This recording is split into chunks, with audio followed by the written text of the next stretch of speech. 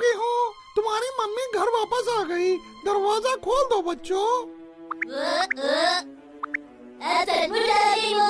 हाँ बेटा। अगर आप ही मेरी मॉम हो तो आपको अपना हाथ दिखाना होगा।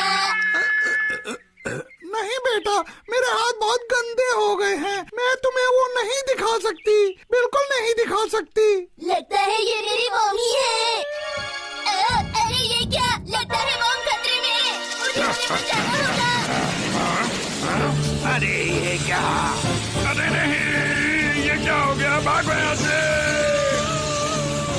सुनो, मुझसे भाग के कहाँ जाओगे?